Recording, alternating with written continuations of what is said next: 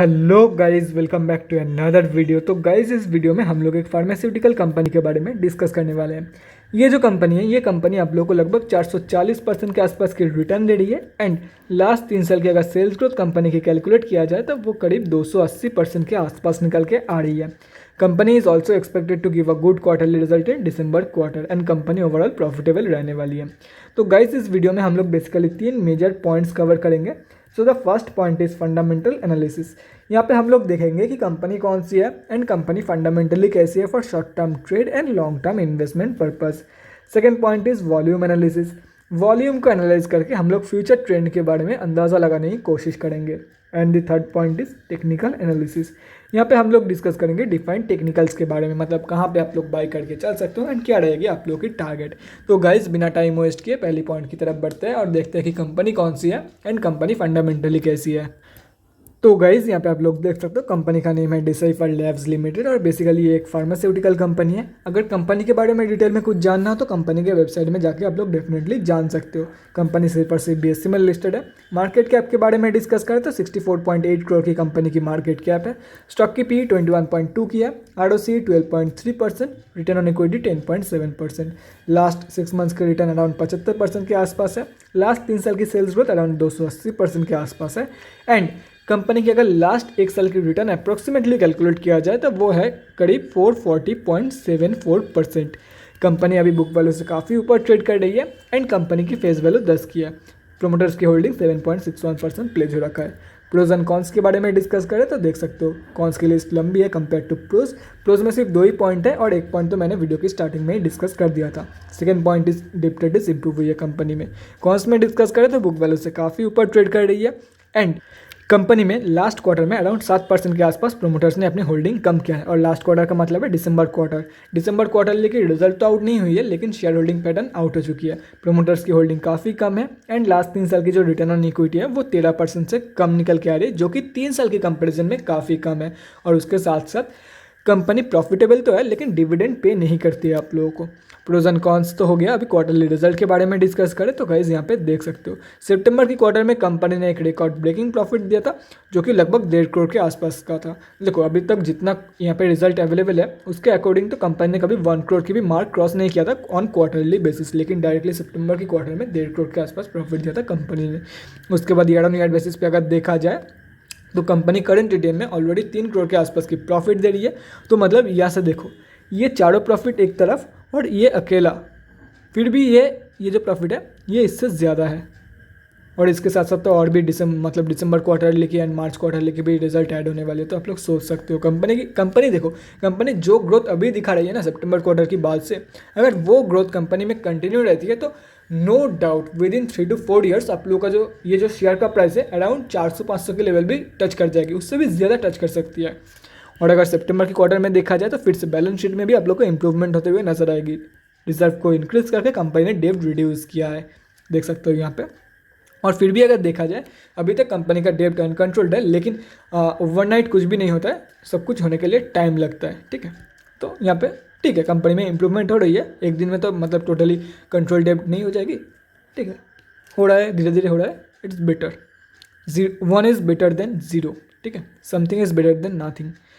उसके बाद अगर कैश फ्लोज के बारे में डिस्कस करें तो कैश फ्लोज के रिगार्डिंग कोई भी अपडेट नहीं है। तो चलिए डायरेक्टली एकदम शेयर होल्डिंग पैटर्न की तरफ चलते हैं। यहाँ पे देख सकते हो 3 साल की कंपैरिजन में प्रोमोटर्स की होल्डिंग कम हुई है, लगभग 20% के आसपास प्रोमोटर्स की होल्डिंग कम हुई है। एंड DIIs ने तो टोटली बेच के चले गए कंपनी से। और सिर्फ प्रोमोटर्स में ही नहीं, देखो लास्ट क्वार्टर में अराउंड 7% के आसपास प्रोमोटर्स की होल्डिंग कम हुई है। और सिर्फ प्रोमोटर्स में नहीं, पब्लिक में जितने भी बड़े रिटेलर थे मैक्सिमम एग्जिट करके निकल गए दिसंबर की क्वार्टर में, जैसे कि आप लोग यहाँ पे देख सकते हो। सितंबर की क्वार्टर में कंपनी ने काफ़ी सही परफॉर्मेंस दिखाई थी, लेकिन मुझे अंदर से ऐसा क्यों लग रहा है मुझे पता नहीं, लेकिन दिसंबर क्वार्टरली की रिजल्ट उतना ग्रेट नहीं होने वाला है। यहाँ पर लिखा तो है expected to give a good quarterly result, लेकिन मुझे ऐसा बिल्कुल भी नहीं लग रहा है, क्योंकि ये जो बड़े रिटेलर हो गया, प्रोमोटर्स हो गया, ये बेवकूफ़ नहीं है। इन लोगों को हम लोगों से ज़्यादा डेटा पता है, ज़्यादा नॉलेज है रिगार्डिंग दिस कंपनी। ठीक है, मुझे लगता है कि दिसंबर क्वार्टर में कुछ तो या तो फिर लॉस में जाएगी कंपनी या तो फिर बहुत ही कम लॉस देगी कंपनी। जो ग्रोथ सितंबर की क्वार्टर में दिखाई थी कंपनी ने, उतना ग्रोथ तो देखने को नहीं मिलेगा। अगर देखो, ये जो बड़े रिटेलर है ना, ये हम लोगों से 10 गुना ज़्यादा नॉलेजेबल पर्सन है, 10 गुना नॉलेज है उन लोगों के पास। नॉलेज की बात छोड़ो, 10 गुना एक्सपीरियंस भी है, एक्सपीरियंस की भी बात छोड़ो, लेकिन वो लोग हम लोगों से 10 गुना ज़्यादा समझदार है। वो लोग बेवकूफ़ नहीं है कि ऐसे भी कोई भी कंपनी में पैसा लगा दिया, पैसा उठा लिया। तो मुझे लगता है कि ये ग्रोथ आप लोगों को दिसंबर क्वार्टर में कंटिन्यू होते हुए नहीं नज़र आएगा। अभी बात कर लेते हैं, देखो क्या होगा क्या नहीं होगा वो तो फ्यूचर में ही देखा जाएगा। अभी बात कर लेते हैं कि कंपनी एक्चुअली कैसी है for short term trade and long term investment purpose. तो शॉर्ट टर्म के लिए मैं बिल्कुल भी रिकमेंड नहीं करने वाला हूँ। और क्यों नहीं करने वाला हूँ, इतना बढ़िया रिटर्न देने के बावजूद मैं क्यों शॉर्ट टर्म के लिए रिकमेंड नहीं करने वाला हूँ, उसका रीज़न यहाँ पे है। तो देखो गाइस, यहाँ पे मैं ओवरऑल एक बार चार्ट दिखाता हूँ आप लोगों को। तो देखो ये जो कंपनी है लगभग लास्ट ईयर की फरवरी से इस साल की दिसंबर तक, अप्रॉक्सीमेट मान लेते हैं मार्च से नवंबर तक, ये कंपनी एक ही रेंज में कंसोलिडेट करते आई है। अगर मान लेते हैं शॉर्ट टर्म कैपिटल गेन किसे बोलते हैं, अगर 12 महीने से पहले प्रॉफिट बुकिंग कर लेते हो तो उसको हम लोग शॉर्ट टर्म कैपिटल गेन बोलते हैं। अगर कोई बंदा लास्ट ईयर की जनवरी में बाई करके नवंबर में सेल करने का प्लानिंग करता तो उसको तो लॉस हो रहा होता, या तो फिर कॉस्ट टू कॉस्ट निकालना पड़ता, एंड ऑफ द डे उसे लॉस ही होता after giving all the taxes and brokerage. तो ये तो बात है ना, इसलिए मैं शॉर्ट टर्म के लिए बिल्कुल भी रिकमेंड नहीं करने वाला हूँ। बाकी रही बात लॉन्ग टर्म की, अगर कंपनी इतना ही ज़बरदस्त ग्रोथ दिखाती है तो जैसे कि मैं बोल रहा था 400 एंड 500 के लेवल भी कंपनी टच कर सकते हैं विद इन 3 to 4 ईयर्स।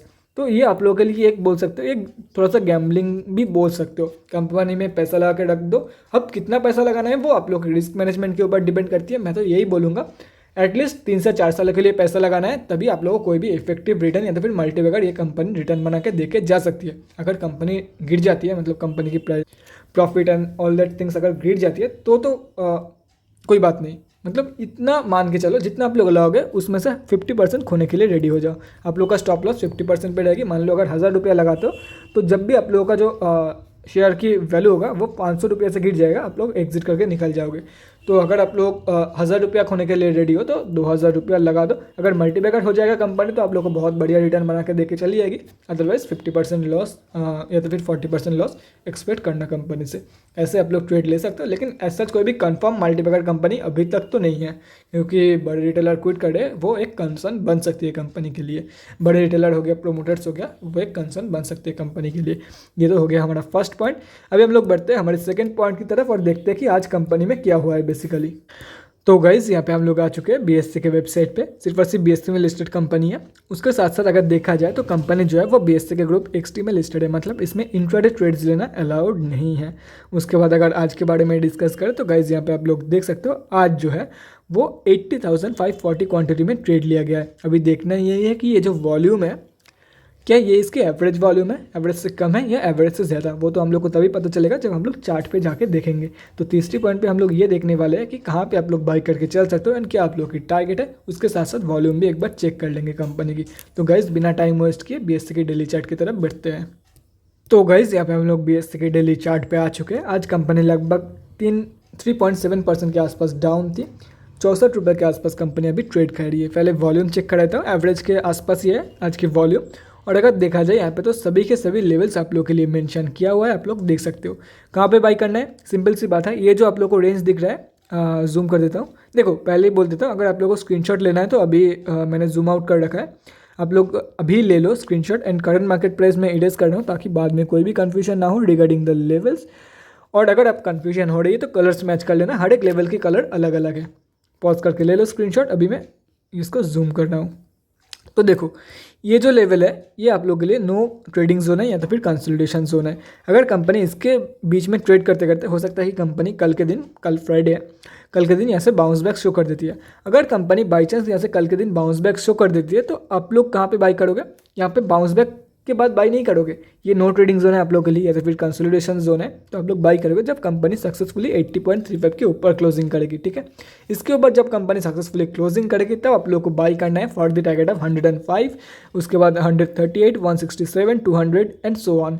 और अगर मान लो कि कंपनी ऐसा स्लिप कर जाती है, ये नो ट्रेडिंग जोन से स्लिप कर जाती है, तो स्लिप करने के बाद कंपनी कहीं ना कहीं से तो बाउंस बैक लेगी। ये 28 की जो सपोर्ट है ये एक बहुत ही स्ट्रॉन्ग सपोर्ट है कंपनी के लिए। बाकी अगर 46 के लेवल से भी सपोर्ट लेती है तो वो तो कंपनी के ऊपर है, वो हम लोग पहले से कोई भी प्रेडिक्ट नहीं कर सकते कि कहाँ से कंपनी सपोर्ट लेगी। लेकिन चाहे कहाँ से भी ले कंपनी, आप लोगों को बाउंस बैक कंफर्मेशन के बाद बाई करना है, चाहे यहाँ से हो चाहे यहाँ से हो, ऊपर के टारगेट के लिए। अगर यहाँ से बाउंस बैक कंफर्मेशन के बाद बाई कर रहे हो, फर्स्ट टारगेट ये, सेकंड टारगेट ये, थर्ड ये। अगर यहाँ से बाई कर रहे हो, फर्स्ट ये, सेकंड ये एंड थर्ड ये, ठीक है। That's it. बहुत ही ज़्यादा सिंपल है, कोई भी रॉकेट साइंस यहाँ पे नहीं है। तो guys that's it for this video. अगर आप लोगों के मन में कोई भी डाउट या क्वेरी रहती है स्टॉक मार्केट या किसी भी स्टॉक से रिलेटेड, तो कमेंट सेक्शन में कमेंट करके मुझसे पूछ सकते हो, या तो फिर मेरे इंस्टाग्राम का लिंक आप लोगों को डिस्क्रिप्शन बॉक्स में मिल जाएगा। तो guys thanks for watching this video and guys stay safe.